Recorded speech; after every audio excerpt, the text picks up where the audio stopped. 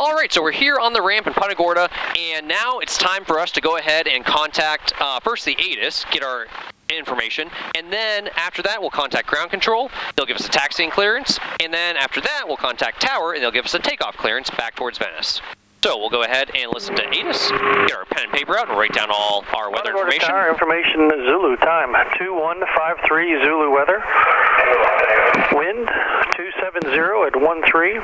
Visibility 10. Sky clear. Temperature 28. Dew point 16. Altimeter 29991. Visual approaches. Runway 33 in use. Advise on initial contact. You have information, Zulu. Punta Gorda Tower information.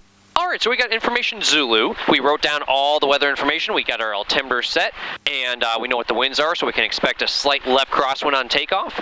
And that's exactly what we had when we landed here. We had a left crosswind. So we'll go ahead and brief our taxiway diagram now. We want to make sure that we know exactly where we're going to be going on the airport. We expect runway 33, and we'll go ahead and brief what taxiways we think we're going to get from the FBO ramp. It looks like we should get runway 33 via Delta. And of course, if we didn't get that, then we would go ahead and look at our taxiway diagram again once we get our taxi clearance and brief which direction we're going to go to the runway. We're going to go ahead and call up ground control, let them know who we're calling, who we are, where we are, and what we want to do. Punta Gorda ground, Cherokee 90907 Whiskey at the FBO ramp with Zulu, VFR to Venice. Cherokee 90907 Whiskey, Punta Gorda ground, runway 33, intersection Golf, taxi via Delta and Golf. Runway 33 via Delta and Golf, Cherokee 90907 Whiskey. So we're here at runway 33 at intersection Golf, ready for departure. We've already completed our run-up, and we can go ahead and call the tower now, so we need to change frequencies, contact the tower, let them know we're ready for departure on runway 33 at Golf. Crucial that we let them know the intersection we're departing from, because they're going to look to positively identify us from the tower. So if we tell them runway 33, they're just going to look to the very end of it. We want to let them know we're departing runway 33 at Golf. And normally we don't accept intersection departures, but because this is so close to the end of the runway anyways, only about 100 feet down it, that's okay to accept this one. Alright, go ahead and contact the tower here. Punta Gorda Tower, Cherokee 90907 Whiskey, ready for departure, runway 33 at Golf.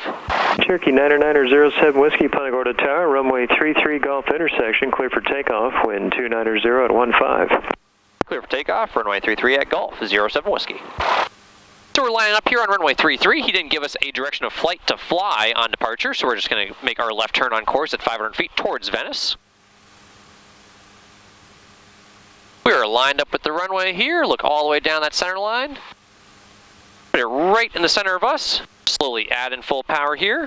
Go ahead and jump on the flight controls with me. 1653 is with you. As we bring power up here, we want to look at all our gauges, make sure our gauges are in the green, so we're going to full power here. Gauges are in the green. Airspeed's alive. Looking for 65 to rotate. Holding that left wing down for that left crosswind. Go ahead and rotate at 65. And we're up. Using a little bit of right rudder and climb out here, looking for 85. And there we have it. 85 miles per hour, climbing up 500 feet until we touch the flaps or fuel pump.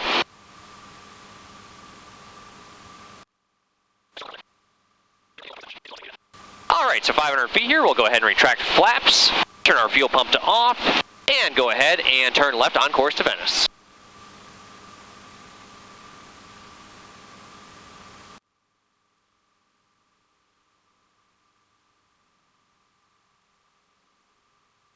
As we're climbing along here, we could go ahead and do our climb checklist.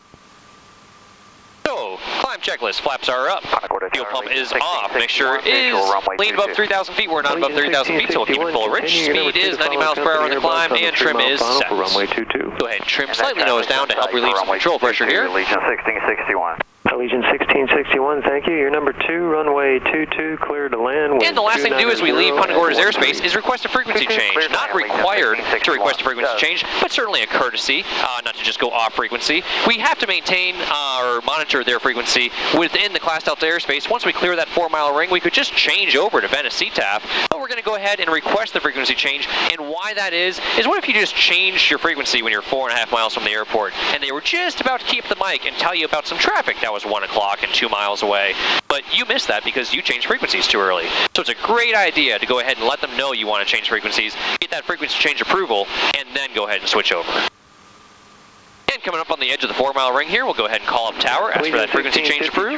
Right turn at the end and contact ground on 119.55. Right at the end, ground 1955, Legion 1653. Punta Gorda Tower, Cherokee 909 07 Whiskey, request frequency change. Cherokee 07 Whiskey, frequency change approved. We'll see you later. Frequency change approved, 07 Whiskey, thanks for the help. Alright, so we thanked him for giving us that like and signal. We got our frequency change approval. He didn't tell us about any other airplanes out in front of us. We'll keep scanning normally as we do, 10 degrees seconds. And we can go ahead and switch over to the Venice CTAP. Cessna 190, frequency change approved. Have a good flight. So we're descending about 500 feet a minute, about 110 miles an hour, 2,000 RPM. I'll reduce RPM a little bit more. We'll go ahead and make our radio call here, let everyone know around Venice that we're coming into land. Venice traffic, Cherokee 909 07 Whiskey, 5 miles to the southeast, inbound landing Venice.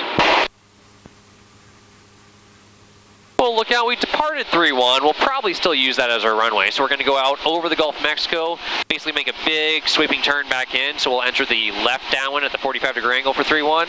And then once we're established on the left downwind, 2 left turns, and we'll be on final for 3-1 and making a full stop landing. Traffic, White Ox, we're about 5 miles to the southwest. Like Venice shares a frequency with Crystal River, so we can hear other people flying Crystal River or Peter O'Knight. Venice traffic, Cherokee 90907 Whiskey, over the field, 2000, Venice traffic. Perfect. So we're just letting everyone know where we're at. We're directly over the top of the field, basically. And descending through 2,000 feet, there's no one else out there. Totally dead. It gets pretty quiet Saturday afternoons, evenings, Sunday afternoons for sure are totally dead out here. All the old people go to the early bird special and then go to bed by like 6 o'clock. We'll make this big left turn, come back around, enter the left downwind at a 45-degree angle for runway 31. We'll go ahead and let everyone know what we're doing. Venice traffic, Cherokee 909 07 Whiskey is 2 miles west of the field, entering the left downwind runway 31 at the 45, Venice. Keep this turn going. We'll come down all the way to 1,000 feet.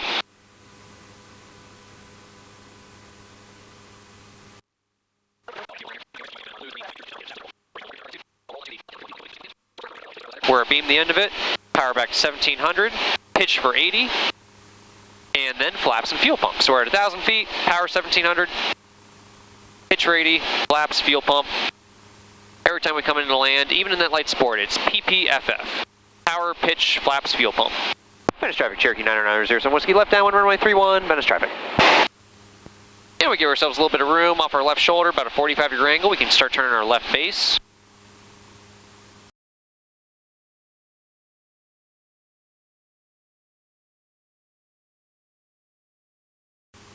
So just to gauge my glide slope is if my aiming point gets higher in the windscreen, then I'm getting low. If it gets covered up by the nose, then certainly I'm high because I can't see it anymore. We'll look down that runway. Very little rudder needed here. We don't have much of a crosswind. Fly her down to the ground at 80.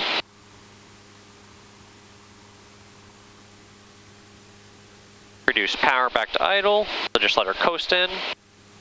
Easing the controls back, holding her just a few feet off the runway. There's about a foot, 6 inches, and there's our mains, there's the nose. And with no crosswind, you don't have to roll the ailerons one way or another. Let the airplane slow down now, power's all the way to idle. We'll let it roll out here. Go ahead and make our right turn there onto Bravo, and then cross the hold short line. We'll do our after landing checklist and brief our taxiway diagram back into the ramp. Hey guys, thanks for watching the video. Make sure to give us a thumbs up and subscribe to our channel. If you have any questions at all, leave them in the comments below and we'll get back to you as soon as possible. We hope you get to fly every day, and if not, then fly8mikealpha.com. See y'all next time. Contact Detroit 118.95 today. Detroit on 1895, great, thank you, have a good one.